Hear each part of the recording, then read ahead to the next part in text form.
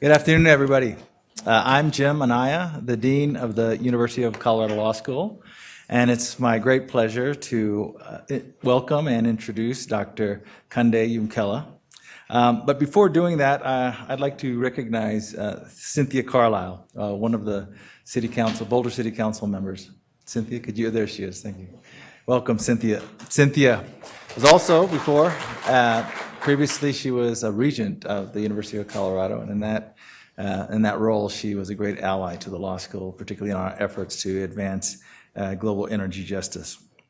The law school has had the privilege of collaborating with Dr. Yumkella at various times over the last 12 years. He has been a steadfast friend of law school and the University of Colorado at Boulder, and he's participated in a number of the law school's energy initiatives to advance global energy justice.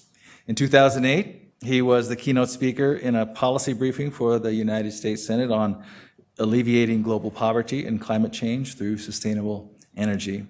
Then in 2009, he graciously and eloquently delivered the keynote address at the World Energy Justice Conference in 2009. Then again, he delivered the keynote at the World Energy Justice Conference of 2011. Dr. Yumkella is perhaps the world's most prominent and charismatic champion of sustainable energy for all. His mission addresses energy poverty, particularly at the bottom third of the world. Energy poverty affects more than 1 billion people who suffer from lack of access to clean energy for cooking, lighting, water, sanitation, and mechanical uses, resulting every year in millions of premature deaths and even more widespread sickness and diseases. Dr. Yumkella was appointed as chair of UN Energy in 2008 by then UN Secretary General Ban Ki-moon. In that capacity, Dr. Yumkella brought a revitalized and unique focus on global energy issues and helped to coordinate the United Nations response to energy poverty. He was a member of the Rio Plus 20 Principles Group, which played a crucial role in the preparation for the 2012 United Nations Conference on Sustainable Development. He later became the Special Representative of the UN Secretary General and Chief Executive Officer for the Sustainable Energy for All initiative. He was appointed the United Nations Under-Secretary General in 2013. He resigned from his UN position in 2015 to return to Sierra Leone to continue his work for energy justice from his home country. It's with great pleasure and enthusiasm that we welcome Dr. Yumkella to the University of Colorado Law School. He will speak on Energy for All, the 2030 Sustainable Development Goals. Please join me in welcoming to the podium Dr. Kandeh Yumkella.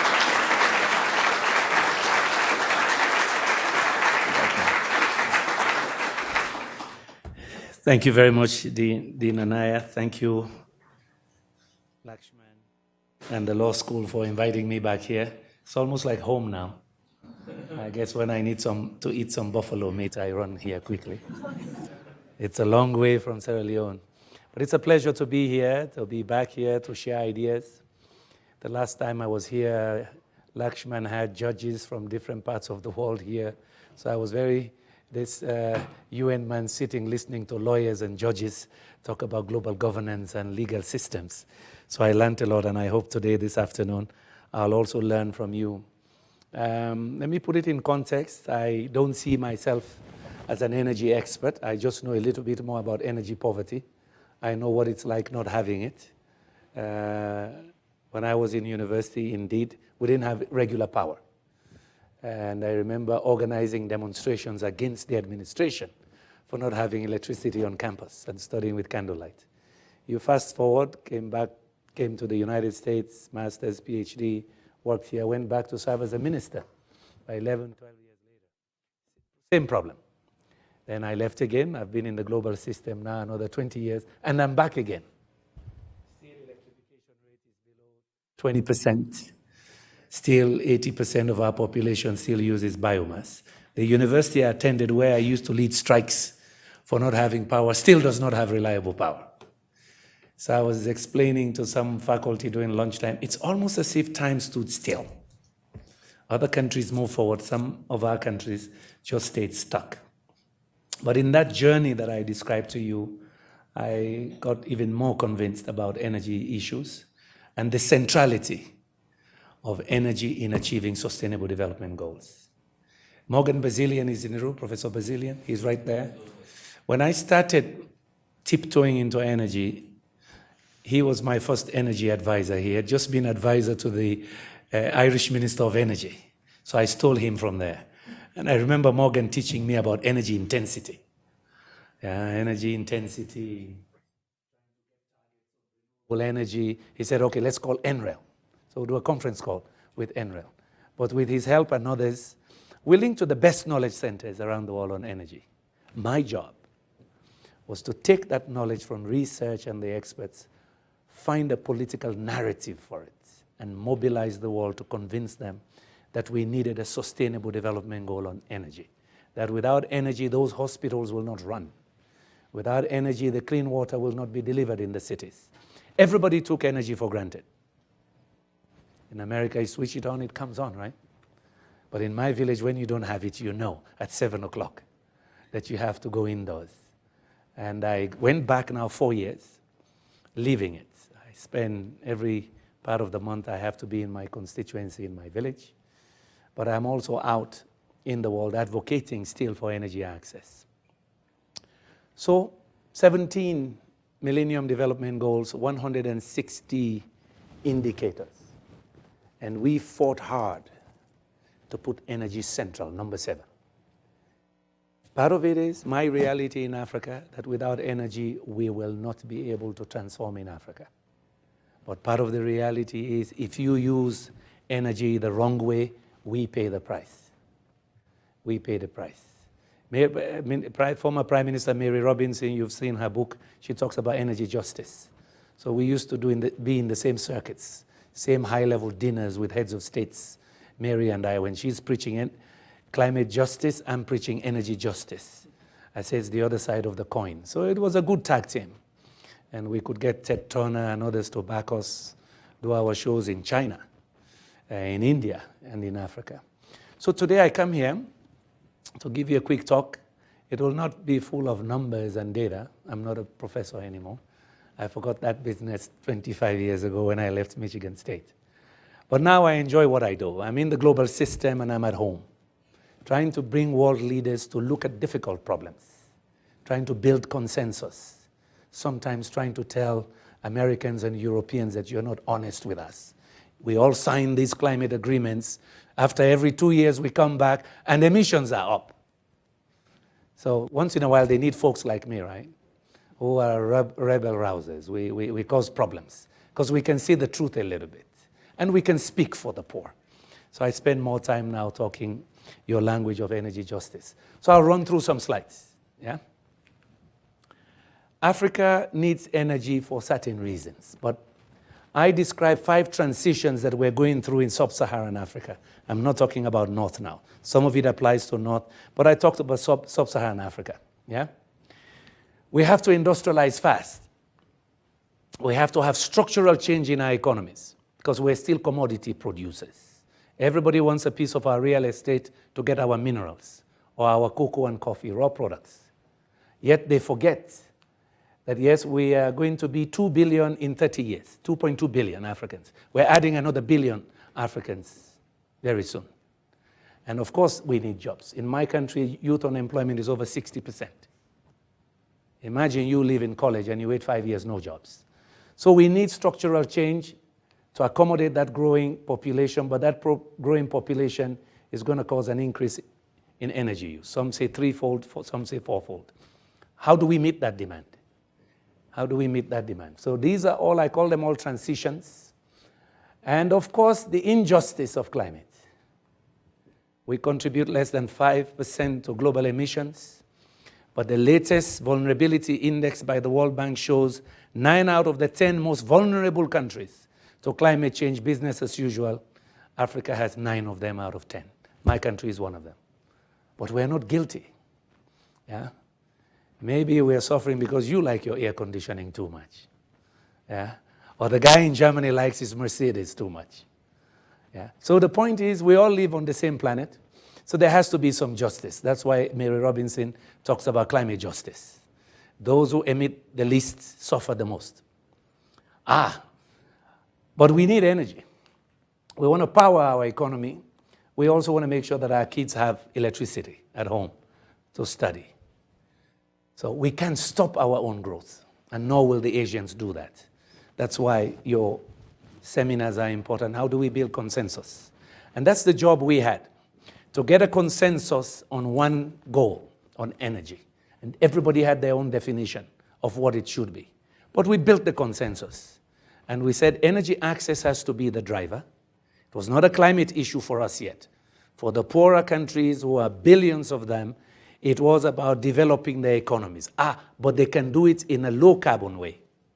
So we had a political narrative that could bring America, China, Russia, Saudi Arabia, and Africa and Europe together. So we pulled it off. None of that would happen without good leadership, and I'll talk about that as I go on. So these are major transitions. Of course, if you talk to somebody in education, he says, well, all depends on education. True.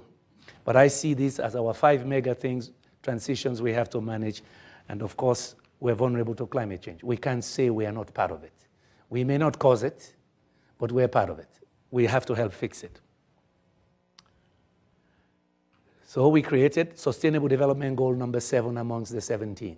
It says, ensure access to affordable, reliable, sustainable modern energy for all. Morgan will tell you we negotiated each word. I used to say power for all. It's our right to have energy. And the environmentalists say, yeah, he wants to build more coal-fired plants. Yeah, Greenpeace, other people. Mr. Yumkella, we agree with you, but you want to build more coal-fired plants, so we oppose you. You want the Europeans in. The European says, if you say sustainable, we're with you. All right, Morgan, does that make sense? Yes, put it in. Then I remember one time Todd Stern called me. You know, he was the chief negotiator for the US, climate change. Called me in, because after we defined this, we got it right, we had to have 3 targets. And of course, I was a fundamentalist. We have to have 30% renewables in the energy mix. We have to have 40% improvement in energy efficiency. And the other one was double the share of renewables in the mix and universal access. So Todd called me into State Department one day. He said, Kandeh, we all want to help you, and we hear your stories everywhere we go. And we go to the conferences. Why are you obsessed with numbers? Why do you say 30% renewables? In the US Congress, that's a target you are imposing on America. I say, oh? He said, why don't you change it? Instead of saying 30% renewables in the energy mix as a target, say double the share of renewables in the energy mix in 30 years. I say, oh, what's the difference? He said, just look at it. It's about 15% now. If you say double, it becomes 36%. Wow, that's politics. You keep saying reduce energy intensity by 40% by 2030. He said, for us Americans, you are imposing on us. Our Congress will tell us that, not you, the UN. I said, so what do I do? Change it. Just say double the annual rate of improvement of energy efficiency by 2030. He said, so look at it, 2.4%, from 1.7% to 2.4%. Do the math. It comes to your 40%. Pop! I called Morgan. I said, Morgan, now they told me to change 2 words. So we sent it to some universities, some think tanks. They did the math. They say, yes, it comes to the same thing. So 2 weeks later, I'm giving you the internal stories now, because you got to know how you build consensus. Meanwhile, the Brazilians and Chinese are telling me, that's your energy intensity stuff. We don't like it. We are doing the steel for the Americans and everybody else. We're doing the glass. All the dirty industry is coming to us. Yes, they can show their energy intensity is low because they're becoming service-oriented. But we are doing the steel for them. Okay? So if you keep using energy intensity, we resist. And I needed the bricks. Cut a long story short, we changed 2 words. And the first event we had, Secretary General, 3 weeks later, instead of saying 30% renewables in the global energy mix, he said double the share. Those who were environmentalists got angry with me. We liked the numbers. I said, but the words give you the same. So we created SDG 7 with 3 targets: double the share of renewables in the global energy mix, double the annual rate of improvement of energy efficiency in the energy mix, achieve universal access by 2030. So I'll spend more time on universal access, but we also fought for this.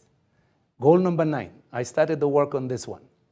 Build resilient infrastructure, promote inclusive and sustainable industrialization, because it was important for the poor countries. We want structural change. We don't want to remain commodity producers. We also want to move into the digital age. We want to modernize our economies, and you can't do this without that one. Today, I see the new president, the current president of the African Development Bank. These are his priorities, SDGs. And you see he has the same: light up Africa, industrialize Africa in the middle of all of that. So what we started 10 years ago is gaining ground. We do have the goal and the targets, but we are not on course to achieve our targets on SDG 7. In Africa, we still have 600 million people without power. IEA report is coming out. By 2030, will still be over 600 million. Demographics, more of us are coming. Low quality energy or lack of it is causing us 3% of GDP. We're not growing fast anyway, so you take away 3% GDP because of lack of power, unreliable power, we're really treading water. Meanwhile, population is growing. 85% of the population in sub-Saharan Africa still rely on biomass and firewood and cow dung, other animal waste for primary energy, for cooking, and also for some primary energy use. The new IEA report will show you that this number changed from about 600 million in 2000. It's going to be 900 million in their new report they're going to launch in a month's time. Here, I'll talk a little bit more about this. We are not making a difference here. We've done well with solar PV, mini grids, and so on. This one, it's not moving. 730 million in India, still without access to electricity, using biomass for cooking. And similar large numbers in Bangladesh. But the irony is, from about 2002 to about 2015, 30% of the new oil and gas discoveries were in Africa. So for those who say we should use solar alone, I say to them, what do we do with our gas? Ship it off to the United States, to India, to China, but we live in darkness. Ship it off and we don't provide clean cooking solutions. Should that not also be a part of our energy mix? Good question for you guys. I humanize it. That's a picture from my village. That's a lady at 3:30 in the afternoon.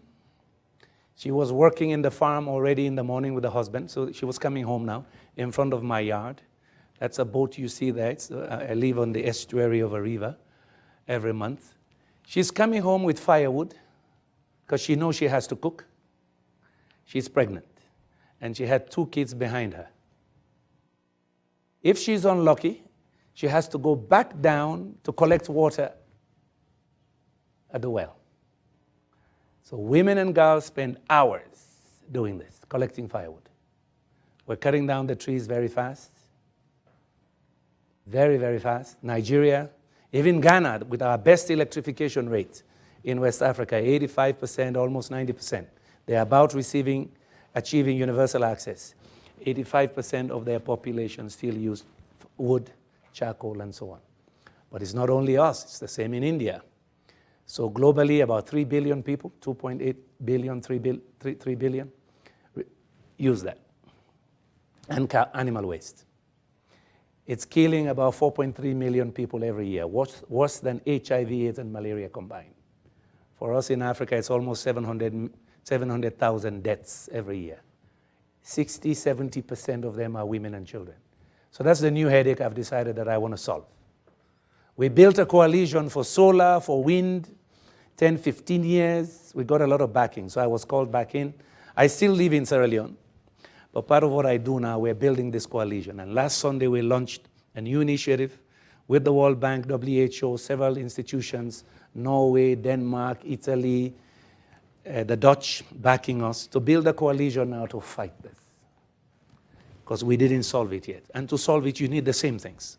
Good regulation, good public policy, markets, incentives, technology to solve it. Charity is not going to solve that.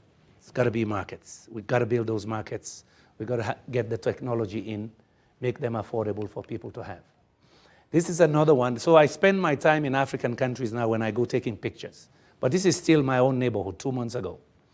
These are women that have spent the day collecting firewood. Those ladies are all over 50. The guy in front holding the cart was over 60. They had done 7 kilometers. They still have 3 to go, and it's incline. They do that 2-3 times a week. Everything there on that, because I asked them how much. That's me, lazy guy, instead of helping them, interviewing them. Asking them, so how much is all of this? And how often do you do it? They're supplying one of the towns. And they keep going further and further. So for them, energy access, as I say, is about survival. But they still go and use this to cook. Yeah? So I decided to try it. Whoa. How many people do fitness here? Come over to Sierra Leone and join us. You'll get good exercise. Yeah? That's the woman cooking. Fuzzy picture. Because it's smoke inside. And we're always around our mothers. But this can be changed. And that's what Prime Minister Modi wants to do in India. Of course, he's ambitious. He's a prime minister. Say, I'm going to fix this in 5 years. Everybody will have LPG in their hands. Well, if he doesn't meet everybody, but maybe with his ambition, he'll build the infrastructure. He'll put the right incentives in place for people to get that solution in their hand. And it can be done. The same way all of you, your research centers here, NREL and others, help to lower that cost of solar. We can do the same with basic clean cooking. So energy access is not just about electricity. That's the point I want to make. It's electricity, yes, but it's also clean cooking solutions. And it's energy efficiency as well. Yes. For us, that's our reality. We've got to do all of that to save lives. That's a mini grid in my village. They're going to switch it on in about 2 weeks. So for the first time, my village is going to have their own utility. 36 kilowatts. And you bet we're going to celebrate. For an American, 36 kilowatts? What are you talking about? That's what I need for my laundry room, right? Yeah, but my village is going to rejoice. For the first time, they're going to have this. Solar panels, good batteries inside. The key question here is, will we afford it? Can the ordinary people in my village, do they have the ability to pay? So I'm talking to friends now. Some of you know Selco in India. How do we help the people use this energy to improve their lives? So we need additional technologies now to mill the rice. Their main production there is rice and fish. Energy efficient appliances to use that energy for productive uses, raise their incomes so they can pay, but their livelihoods become better. That's our challenge. So it's a live experiment. The PhD students here, if you want to go do some live experiments, one community is going to get real power for the first time. We used to give them solar lanterns. So they're all looking forward to these utilities. It's going to be connected now to the hospital and the school. They will not pay. The rest of us will pay. But can we change their lives? It has to be used for productive uses. Sewing machines that can be efficient. We need some consumer finance so they can acquire those technologies to be able to use this power. See what I mean? So we're trying now with this group in India to develop an ecosystem around this, but we're going to have 50 of these around the country. The message here also is that we need grid power, but we also need off-grid markets. Where we are in Africa, with 1 billion more people coming online, we have to use all solutions, integrated solutions. Bulk power, so we need the transmission lines, we need the generation, transmission, and distribution, but we also need distributive energy. It's not either or. Africa does not have that luxury anymore. But Africa also needs to use all its resources. Yes, it's hydro, it's bioenergy where it's possible and can be done sustainably. It's gas as well, and solar, and wind. And I believe gas can be a good transition energy to help us advance into using solar utility scale more. But we have to use the gas too. Morgan will remember this picture. And people ask me, so why don't you change it? I say, because the problem was not solved. This is Nigeria. That's the Niger Delta. It's at night. They're flaring gas. There's not enough power in the houses. The kids play soccer under that gas flare. Just a few months ago, the new guy in charge of gas flaring says Nigeria could save $1 billion a year by stopping that flaring. That's $1 billion they can use to build schools. He also said if they stop that flaring, they can use 600,000 metric tons to provide LPG. So they have clean cooking solutions. It's a huge market for them. It's almost 200 million people. He says if we stop flaring, we can use that gas to generate 2.5 gigawatts of power. Nigeria has an installed capacity now of almost 5,000 megawatts. At any one time, they can supply about 2,500 to 3,000. Yet they can harness 2.5 gigawatts. That's his numbers, just recently. Why is this relevant? One of the last events I did in the UN and the bank was on gas flaring. We got together with Shell, Statoil, and others, using the weight of the Secretary General and President Kim. We brought some oil companies together, some oil-producing countries. Yes, Russia was there too, to sign an agreement that they will have zero flaring by 2030. I went to an event just a couple of days ago. From 25, that's now 80. But yes, Nigeria just agreed to join them. I always say, they heard me this morning. How many of you listen to Bob Marley? Yes. Rat race, in the abundance of water, only the fool is thirsty, right? Nigeria is one of the biggest gas countries in the world. Why burn this for the past 40 years? But you ask yourself, what about the companies too, that are not burning it in the North Sea? Why would they burn it in Nigeria? Not only pollute, but not generate power with it. When I raised it with some of the oil executives years ago, I said, Dr. Yumkella, it's about markets. You need the right public policy for us to do this. I did a conference in Nigeria 2001 for President Obasanjo on ending gas flaring. At that time, he wanted to end gas flaring by 2012. Now they've put a target for 2020. 2020 is when? Next year, 6 months from now, right? Are they going to do it? It's about market. It's about pricing. They have about how many IPPs now? They have 178 flaring sites. They have several independent power producers that need that gas. Somebody has to build the infrastructure to take that gas to the power plants. Somebody has to harvest that to make LPG. And of course, I'm selfish. If Nigerians do it right, they will sell some to Sierra Leone too. But we've discovered gas. Yes. It's not commercially viable yet, but we're still hoping it will be like Ghana. Ghana is shipping. So why shouldn't we use it? In Tanzania and Mozambique combined, they have probably as much oil and gas as Kuwait. Senegal just discovered it. BP is in. Total is in. And I say to people, so tell me, if you say Africans should only use solar, who buys, what happens with the gas? Somebody's buying it. And if anything, we can learn from the Americans. There was a time you lowered your emissions by switching coal-fired plants to gas. And your emissions dropped. Somebody bought that coal, right, that you didn't use. Who was it? Europe and Asia. So what do we do with our gas?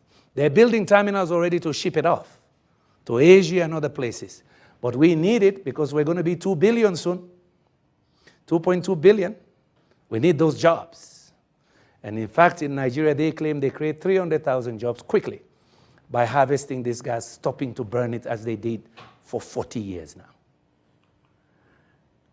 Of course, I don't need to convince some of you that energy is an enabler. We have another initiative with WHO, Energy and Health. Just showing the different technologies you can use because there is power in that hospital. My country has one of the highest maternal mortality rates for the past 20 years because women deliver babies in the evenings or early morning. I know that from gynecologists now. Any doctor in the room? But they deliver at night in my places where there is no power. But it's not only us, it happens in Bangladesh too. There's simple solar solutions. And one of the people, Laura Satchel from California, Laura is putting up solar suitcases funded by American foundations. She's putting them in hospitals, modularized. You can put 5, you can put 1. She just finished about 200,000 in Liberia. I'm on Laura's advisory board. So there are things we can do now, but that's just basic lighting. Why? Because you don't want this happening. The doctor working at night. Laura Satchel in California, she calls it solar suitcase, yeah, the yellow suitcases. Laura has pictures. She's a gynecologist. She has pictures in Africa where they're doing surgery and the power goes off, where they're doing surgery and the light goes off, but they were stitching. So people take out the mobile phone quickly to get light. This is real. This is not imagined. To solve it, we need to align this. I learned this from some people in nuclear and I modified it. Politics matters. Politicians take bold decisions for long-term transformation. Angela Merkel wanted to do it in Germany. Say, I'll close the nuclear plants and I'll switch and I'll back renewables and other sources. They fought her, but she stood her ground. Obama did it here, 80 billion subsidy, right? In the, stimulus package?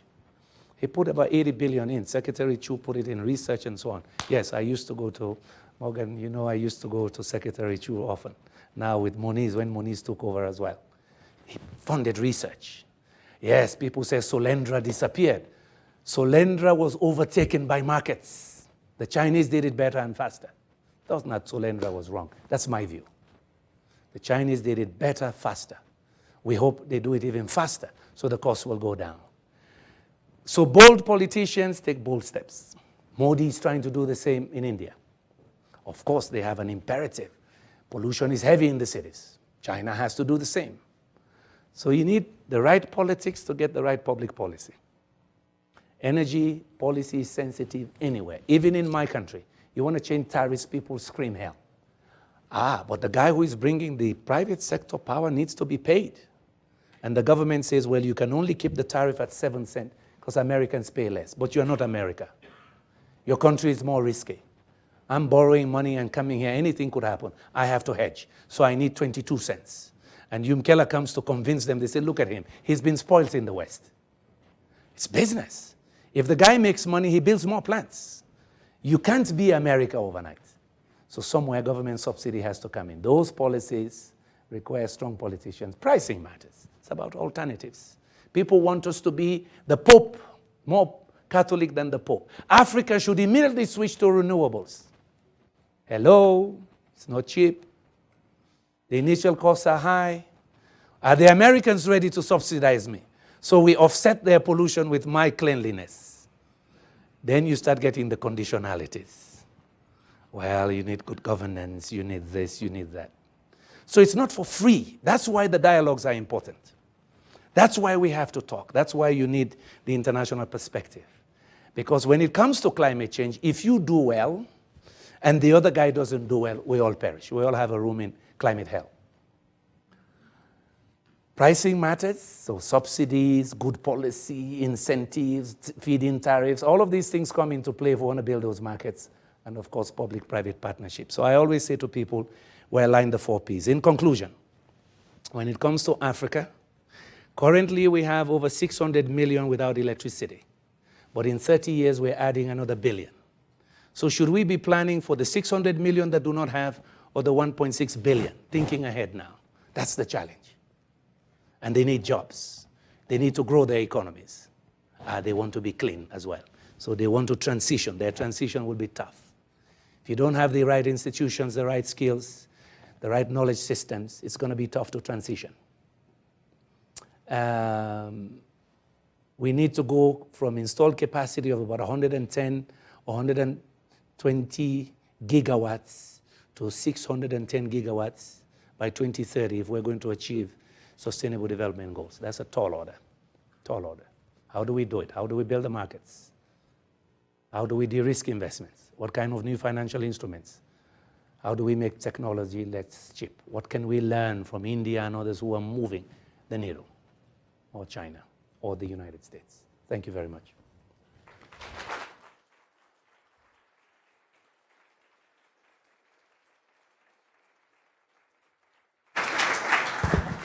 Thank you, Dr. Yumkella, for that terrific and insightful talk. Dr. Yumkella will now take some questions. Okay, we start here and then I come back. Yes, sir. All right. It's good to see you, Kandeh. You want a mic? Oh, yeah, we encourage using the mics just because it's being live streamed, and that way folks know who are watching. Given the strength of the Chinese and their initiatives with Belt and Road to cause development in global markets, in Sierra Leone, do you feel that America, and maybe even you could add Europe, have they done more for Sierra Leone and the development initiatives, or have the Chinese, with just pure capitalism, with the extractive practices and interests that they have, versus the conditionalities that you just mentioned? Everybody has played their part. We've had a long relationship with the West, and we're building relationships with the East. I believe those partnerships have to continue. New relationships mean new markets, new assets. What is important for Africans, apart from Sierra Leone, just Africans, is to learn to negotiate a good deal, whoever it is. Yeah, we've had 300-400 years of trading experience. We've had different friends, but our conditions still remain, in some cases, the same, still very poor. So we have to be smarter now. Whoever the friend is, what is in the interest of our people? How do we transform their lives? For me, that's the key. So we have the owners, because they're best practices to copy from. So everybody is there. I said earlier, everybody wants a piece of our real estate. If it is not for iron ore, it is something else. Okay, let's talk business. You benefit, we benefit, but we also seek knowledge transfer so that we can innovate locally as well, and we can spread prosperity to our people. Yes, sir. Hi. Yeah, I heard a show on the radio this morning, and they were talking about Bill Gates' interest in this group called TerraPower, and they mentioned he thinks one of the solutions, or maybe the only solution that might be sustainable, is having nuclear power be kind of the linchpin of the energy grid in emerging economies. I was wondering, you didn't mention nuclear once, and I was curious about what your opinion of that perspective is. I agree with Bill Gates, and I heard him in his TED Talk a few years ago. He's very consistent that we need energy miracles. He's right. I showed you the demographics in Africa. I didn't talk about Asia, right? I didn't also tell you that there's going to be big prosperity in Asia. And they also want good condominiums. They want more cars, right? They deserve their air conditioning, etc., and their fast trains. All of that requires power. So Bill Gates' contention is, if you look at demographics, you look at wealth creation around the world over time, with that large population, 9 billion or so, plus the demand for services, because people want to live also like Americans. They deserve to too. If you combine those, he says we don't have enough technologies. We need miracles. He calls them energy miracles. So what he is doing that is good, he's putting his money. Say, I'm not in a rush, it's patient capital, but I need to finance research as I did for malaria, tuberculosis, and other diseases. Now I put my money, I talk to other philanthropists, we put money to support research, and he chose a technology. That's his belief. I hope others could choose other technologies as well, because the challenge is real. It's real in Asia, it's real in Africa. So, yes, I'm still dodging to say I support nuclear, right? I'm learning to be a good politician. All right. My position is, let the countries use their technologies. Let's not dictate. Give them the knowledge, give them the information, pros and cons, build their capacity. They make their choice. There are people telling Africans not to use hydro. They are organizing. Yeah. Oh, our aid money cannot go into hydro. Say, wait a minute, that's hypocrisy. Come on. You built already 85% of your hydro potential. Hydro can be good storage for my wind energy. What are you talking about? Oh, but you will not do it right. You'll kill the ecosystems. Are you saying I'm dumb? Teach me how to do it well. So there's some people who say, even hydro, we should not touch. They should not touch gas. It's fossil fuel. Hello? But somebody's buying it from us. So let the countries choose their energy mix. That's my view. Oh, sorry. No. So you touched briefly on gender inequality with energy poverty, but I was curious about specific recommendations going forward that you had to close that gap outside of just addressing energy poverty. So measures that address other factors as well. That's why you need that ecosystems approach. In my village now, the team that came in from India, from Selco, they say, look, it's not enough to drop the solar power here. Talk to the women. They do 80% of the processing of the agricultural products after harvest. What other technologies do they need in that value chain to enhance their productivity so they can use energy solutions to solve that problem? Yeah? Oh, there's some people who are doing farming. Okay. How can you use solar-powered irrigation? That is cheap, that is already available in India and Bangladesh and Indonesia. How do you bring that in? So you're right. So, and I say energy democratization is in fact about women's empowerment. They do a lot of the processing of agricultural products in Africa and in other countries. They pound with their hands instead of milling. There's cheap milling technology. Selco has others with the loom to make textiles.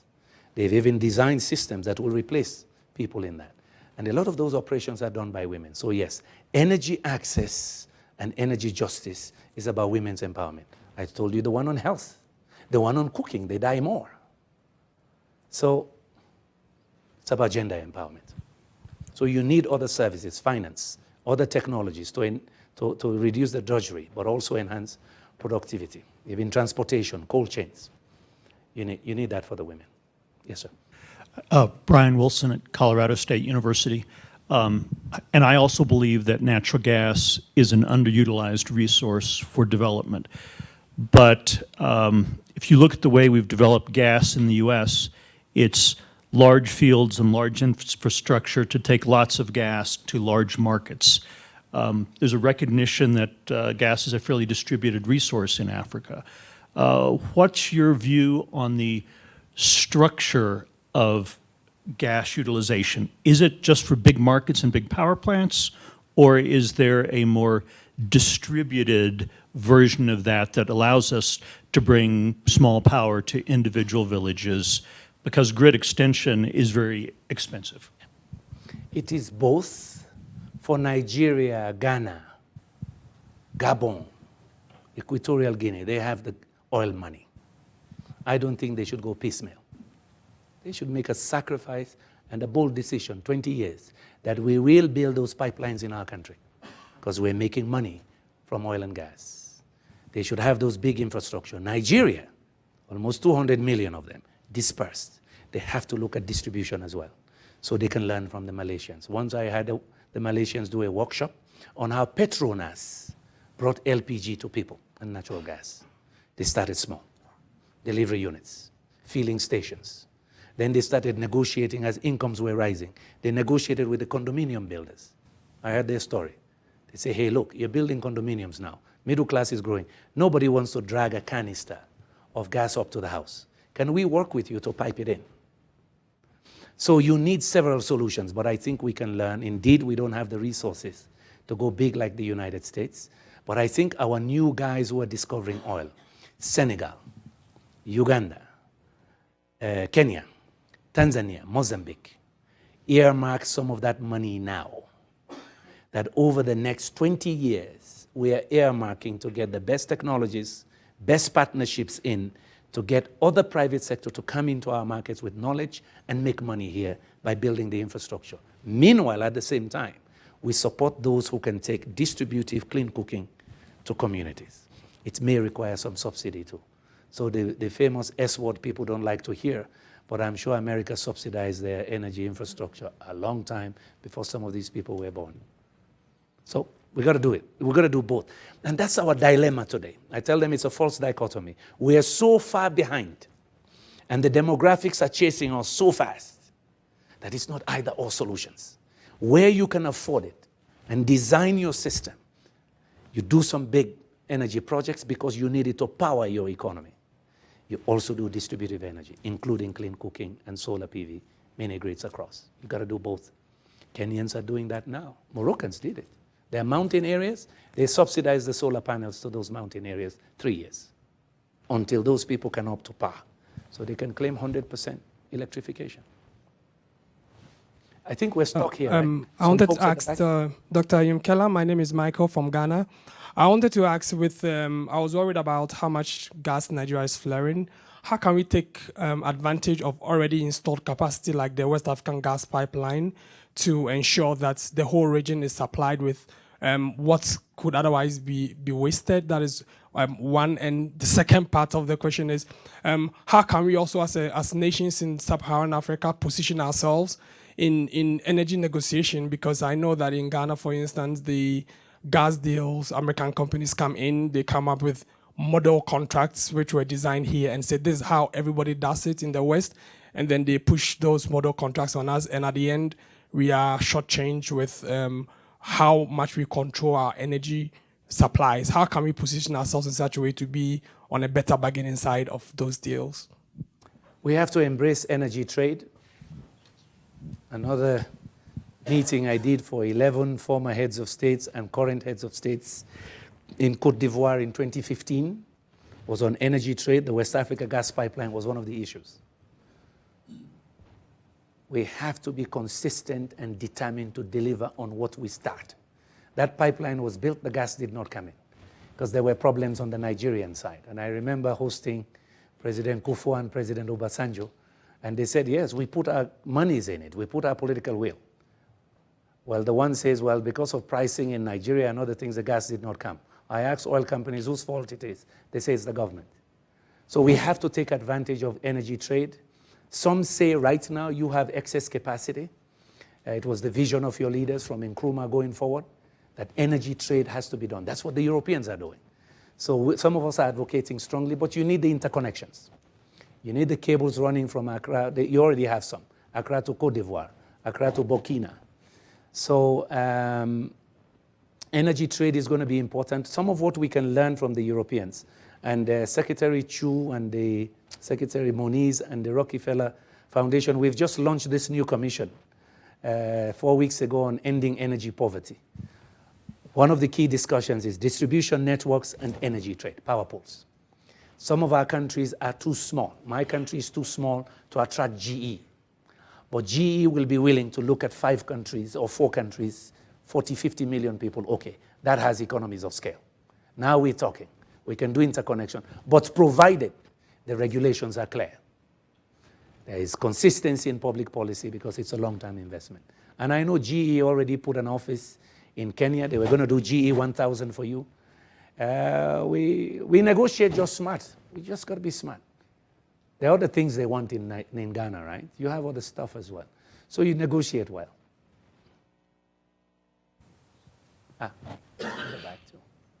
Thank you very much. My name is George Bamu. I run a nonprofit here in Denver. I was curious when I came in, I heard that you made a very important statement, and you said charity is not going to solve the problem. Yeah. You talked about the markets, how the markets can deal with that issue. So I have 2 questions. Number one, I'm fascinated by the role that a lot of nonprofits, small nonprofits, charitable organizations from the United States, especially that go into the African continent, to try to deal with this very issue.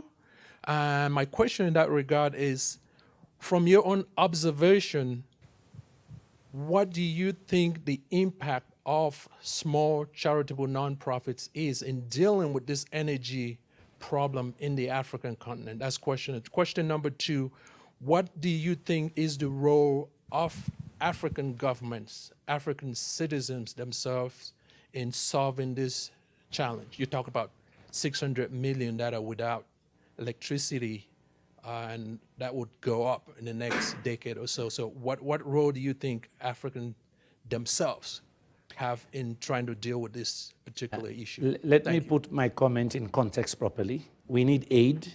We need charity. They both help to build capacity. They help to build institutions. They will help to train people in areas where private capital will not go in. They'll help governments do assessments, planning of their energy sector, for example. All of that is necessary. I'm just saying the problem is too big for it to be treated as an aid problem. It's a market issue. Let us use all of that to build markets, create entrepreneurs, create the ecosystem we need.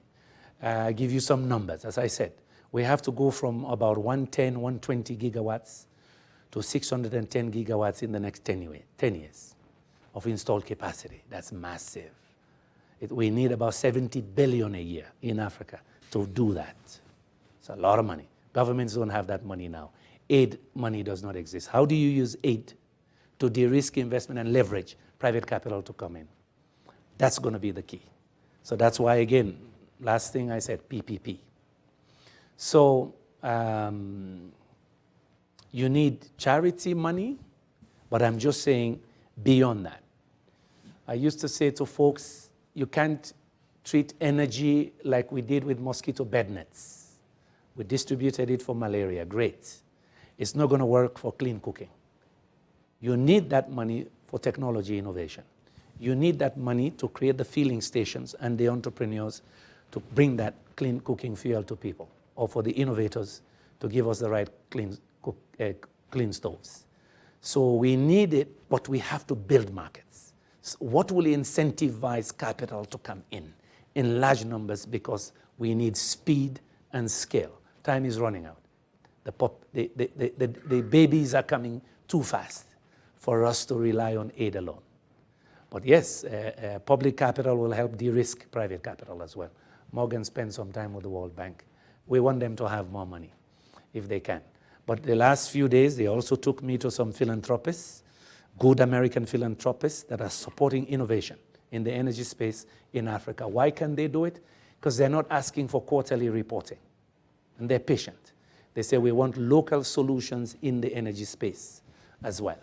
So you need that kind of patient capital and money, but you need more. We Africans got to take charge. This is urgent, but I don't think many are treating it as urgent. Yeah?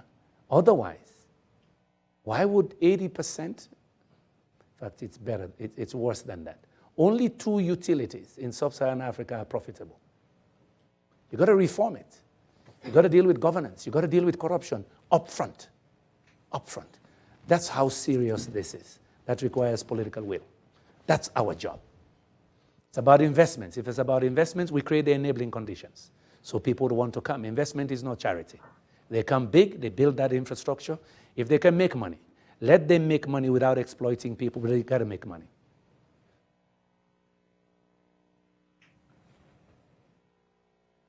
Yes, sir.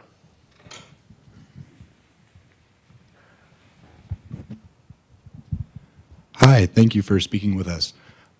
So it sounds like you're saying the main solution to this energy poverty problem will rely on private markets, and at the same time, we need good public policy and public-private partnerships. And so I'm curious what you think the best specific public policies would be to encourage this kind of investment and development of market solutions. One already, which we are going to work on with a combination of some institutions, some of them here in Colorado, is begin to consider a school of regulation, to teach about regulation. How do you create energy markets or infrastructure markets that gives confidence to your own local private sector or others to want to invest here? How do you design those policies? Second, integrated planning. It's not either off-grid solutions, renewables, or on-grid. It's both. But now there are technologies, GIS mapping and so on, that you can map out a country. And I know MIT is doing that in Ghana, Nigeria, and also in Rwanda. Help them plan for 20, 30 years. Here's where the grid will go. Here are the territories for mini-grids. But you go beyond that. Big data. You help them do the surveys. How many consumers are here? What is their willingness to pay? What will be the reasonable tariff? If the public sector can do that well, that's all public policy and regulation now. They can do that, take that cost away from those who want to do off-grid and mini-grids, it could help markets move. You need also finance, de-risking finance. Because we don't have institutions, our banks are young. You need public finance. Yes, we need USAID money. We need Power Africa money. To come into some of these development finance institutions, so that private sector would have confidence that, okay, if the off-taker does not buy the energy after I build a plant in 4 years, because the utility is broke, because the transmission line is not ready on time, somebody will step in. We need those guarantees. So you need innovative financing. It's a whole suite of interventions you need. You need skills. Skills in the energy sector. Repairs. I give you one other headache we're looking at. With all the spread of solar now and batteries, what happens after the battery life, 2-3 years down the road? Who is thinking of how we do that waste disposal or retrofitting? You need skills. You need companies that can do that as well, to provide those services. So it's a suite of policies you need to go in to help those markets grow. Okay, sir. Well, can you take 2 more, him and the lady at the back? Okay. All right, and I'll be short.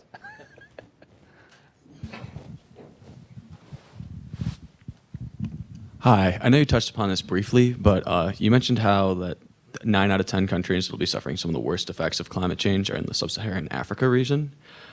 We, the United States, is very culpable for this, and it's hypocritical for us to say that you shouldn't use fossil fuel power or anything like that.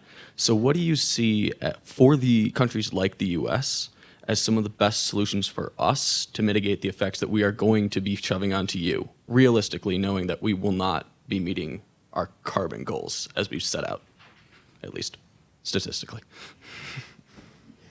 I pass on to her until I think about how to answer you. Maybe I leave that for Lakshman to answer. Yes, madam. Another one there. All right, quick. Yeah, Hi, I'm Professor Rabia Ben Halim. Thank you for coming. I'm also Libyan. And so in many ways, you've described this energy problem as, we focus on healthcare, but really energy is the larger issue. And it seems like if we then take one step even farther back, corruption is one of the larger issues. And obviously it's hard to generalize across countries, but I'm wondering if you have any examples or methods that you think are best to overcome corruption in order to then be successful in energy, particularly in oil-rich nations. Yeah, okay, last one.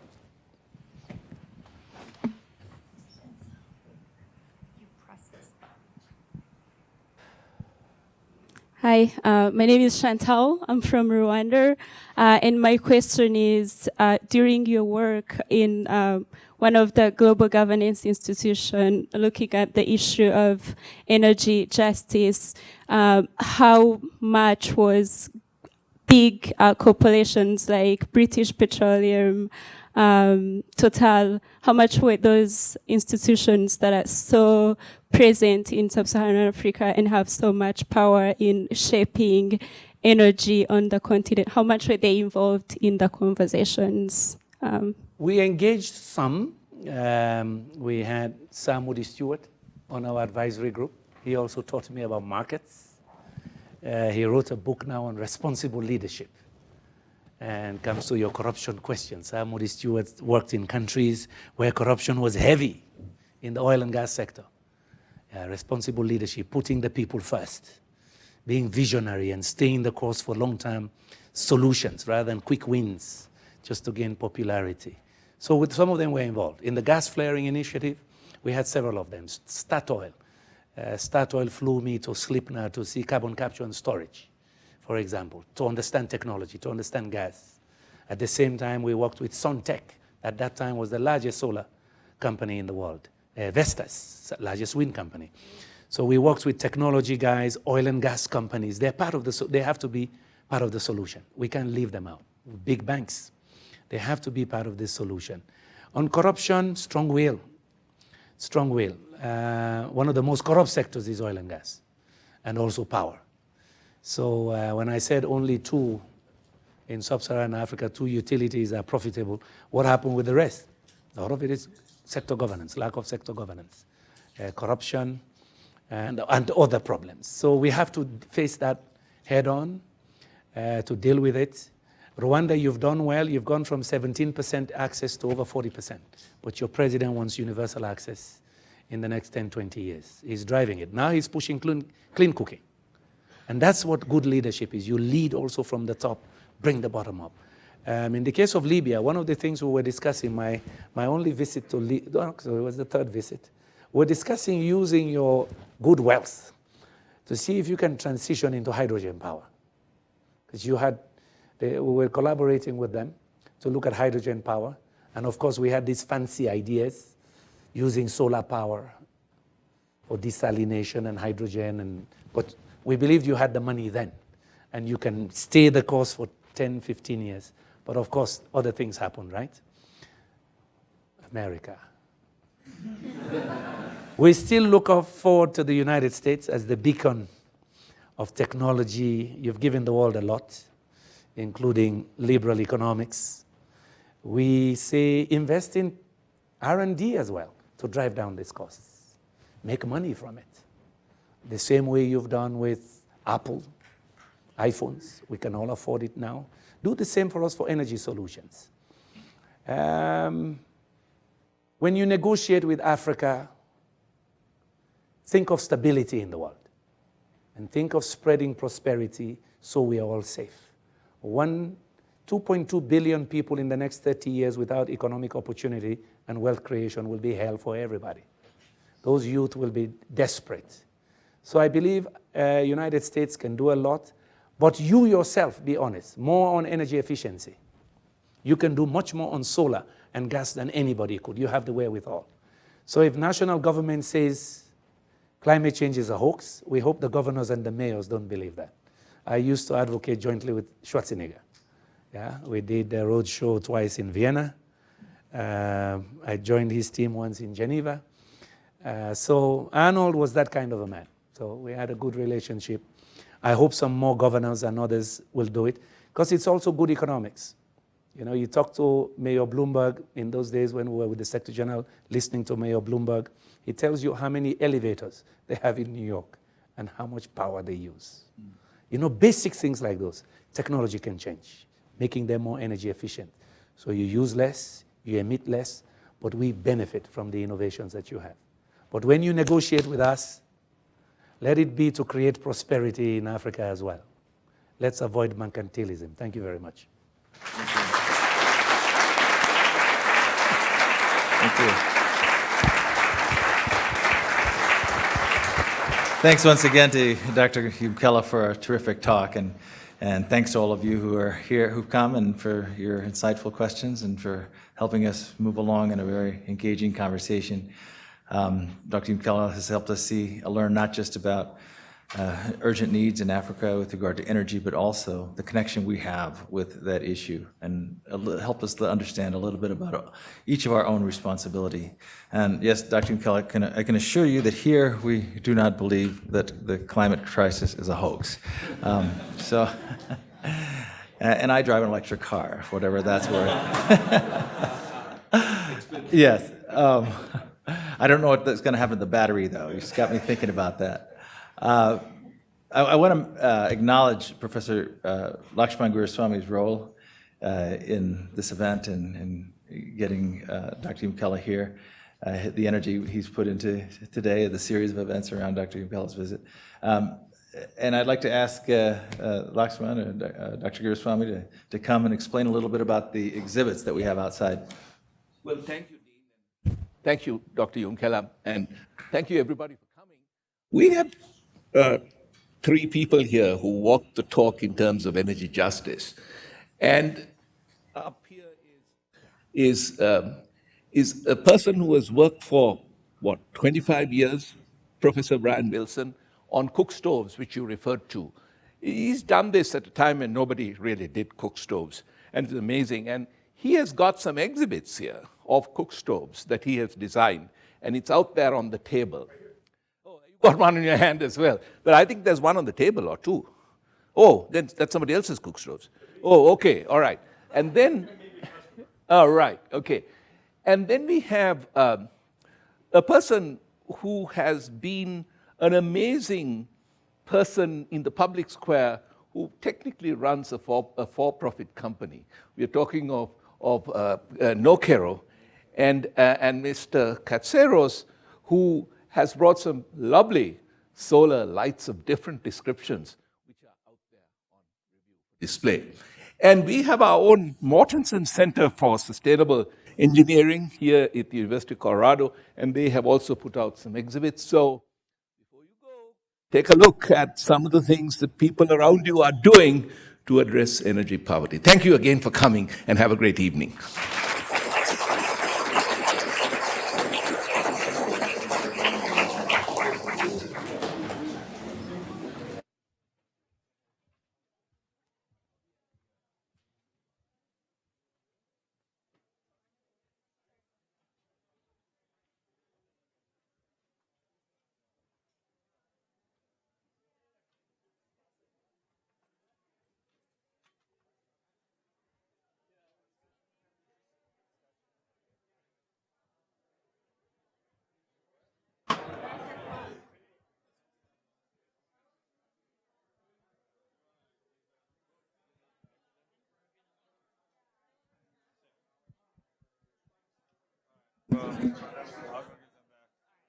He fields questions and shit like that.